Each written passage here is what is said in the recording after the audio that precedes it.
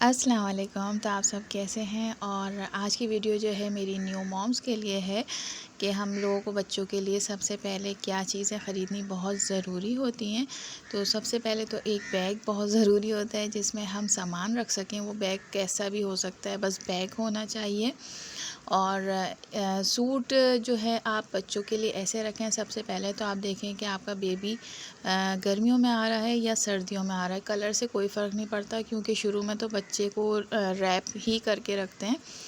तो सिर्फ़ पहले देखें गर्मियों में आ रहा है या सर्दियों में आ रहा है, उस हिसाब से कपड़े लीजिए।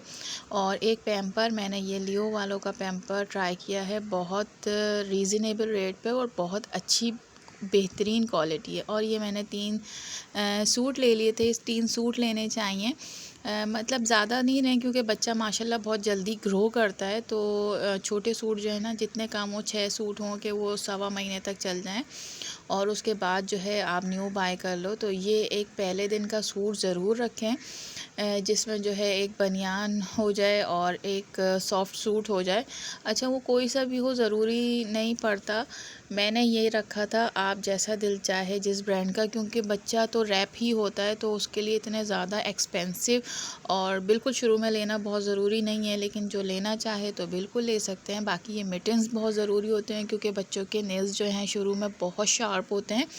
और एक कैप कोई सी भी हो सकती है अगर आपका बेबी जो है विंटर में आ रहा है। ये रैपिंग शीट है और ये टावल भी कह सकते हैं इसको, रैपिंग के तौर पे भी यूज़ कर सकते हैं क्योंकि हॉस्पिटल में सर्दी हो या गर्मी हो, अगर एसी चल रहा है तो थोड़ा सा बच्चे के लिए वार्म ही रहेगा।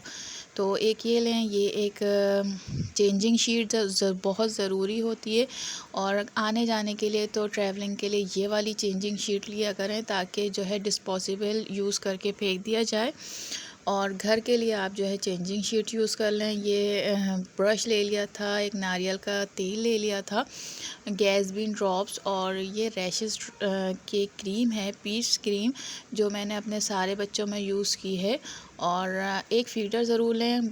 बेशक मदर फीड पे बच्चा होगा, लेकिन जो है अगर आपने डिसाइड कर लिया कि आपको थोड़ा सा अगर सीज़र होना है तो 1-2 दिन के लिए ज़रूरत पड़ती है, फ़ीडर कैप लाजमी लीजिए, लाजमी लीजिए क्योंकि वाइट चीज़ पे नज़र लग जाती है। और एक ये पोर्शन कप का सेट लीजिए ताकि ये अगर दूध रखना हो इसमें या बच्चे का खाना वगैरह रखना हो आगे चल के तो बहुत हेल्प हो जाती है।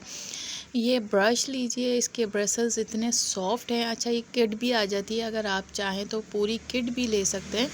वो जैसे आपको सूट करे, जिस हिसाब से आपका बजट हो। मैं वेरी रीज़नेबल रेट पे जो है ना आपको बता रही हूँ कि जो मस्ट हैव बाय है, कि मतलब आपको जो लेना ज़रूरी है। और सूट मैं दोबारा कह रही हूँ कि सबसे पहले देखें कि सर्दियाँ चल रही हैं जब आपका बेबी आएगा या गर्मियाँ चल रही हैं, उसके हिसाब से सूट लीजिए।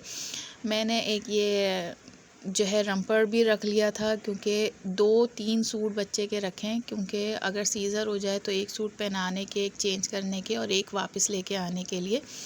और ये जो है ये रैप और ये बेबी लाइनर है। ये पैम्पर के अंदर रखते हैं क्योंकि शुरू में 1 हफ़्ते 10 दिन तक बच्चा जो है बहुत अजीब सी पॉटी करता है और थोड़ी सी करने के बाद जो है ना वो पैम्पर ज़ाया हो जाता है। तो ये एक शीट अंदर बिछा लें पैम्पर में और वो रैप करने के बाद आप उसको पैम्पर को रीयूज़ कर सकते हैं। तो ये बेहतरीन चीज़ है। एक छोटा बैग मैंने ले लिया था, ये मरियम बूटी है और ये लाजमी रखें, दर्द में आराम आ जाता है और इसको भिगो के जाते हैं।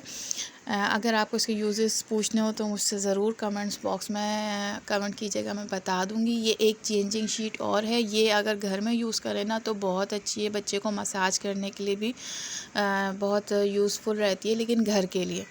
बाकी मैंने बेब ले लिए थे और ये बेब भी बाय करना बहुत ज़रूरी होता है। अच्छा, बेब आप जैसी क्वालिटी के चाहें वो ले सकते हैं। शुरू के लिए तो टिशू ही ले लें, लेकिन टिशू भी अच्छी क्वालिटी का, लेकिन टिशू से ज़्यादा बेब सही रहते हैं क्योंकि टिशू नरम होकर ना झड़ने लगता है। और शेड तो आप रख लें क्योंकि शुरू में बच्चे का पता नहीं होता कि अगर फ़ीडर देनी पड़ जाए तो वो अगर गंदा कर ले, तो उस हिसाब से आप सर्दियाँ गर्मियाँ देखने के बाद आप 3-4 सूट रख लें हॉस्पिटल के लिए और 6 या 7 सूट रख लें आप टोटल सवा महीने तक के लिए, क्योंकि बच्चा फिर बड़ा हो जाता है। एक बर्पिंग शीट जो है ज़रूर रखें, ये बर्पिंग टावल है और ये जो है बर्फ़ दिलाने के लिए बच्चे को बहुत हेल्प आउट होता है। और ये अपना जो है मुंह पोंछने के लिए या थोड़ा सा खुश करने के लिए ये फीडिंग ब्रा और पर्सनल सामान जो होता है, तो जब तक हॉस्पिटल में रहेंगे तब तक तो देंगे, बाकी आपको लेके जाना है। और ये कपड़े रख लिए लाजमी, क्योंकि वहाँ पे हॉस्पिटल में तो हॉस्पिटल के ही कपड़े पहनने पड़ेंगे। और दुपट्टे रख लें, क्योंकि फ़ीड कराते हुए जो है और फीडिंग के लिए आजकल जो है एक आ रहा है दराज पे, तो अगर वो लेना चाहें तो वो ले लें। ये कपड़े, ये सब चीज़ें मस्ट हैव बाय हैं जो बहुत ज़रूरी है ये कैरी करने के लिए बच्चे को। ये न्यू स्टाइल में आया हुआ है, आप जिस स्टाइल में भी कंफर्टेबल हो बच्चे को कैरी करने के लिए वो ले लें। ये कंबल भी बन जाता है और कैरी भी करने के लिए बन जाता है, क्योंकि हॉस्पिटल में ज़्यादातर एसी लगे हुए होते हैं। डिपेंड आपके ऊपर करता है कि आपका कौन सा हॉस्पिटल है, तो उस हिसाब से चीज़ें रख लें कि अगर ज़्यादा सर्दी हो या ज़्यादा गर्मी हो, लेकिन इस तरह की चीज़ें लेनी ज़्यादा ज़रूरी हैं। बाकी ये बच्चे का जो फिंगर है, और इसको फिंगर में डालने के बाद फिंगर ब्रश है, और इसको ज़बान साफ़ करने के लिए बच्चे के लिए ये ज़रूरी होता है। और ये एक फ़ीडर के लिए कैप है, ये नेल कटर है, लेकिन मैं पर्सनली कहूँगी आपसे सीज़र लें, क्योंकि बच्चे के नेल्स बहुत नरम होते हैं और उसके लिए सीज़र ज़्यादा बेहतर रखती है। बाकी अप टू यू,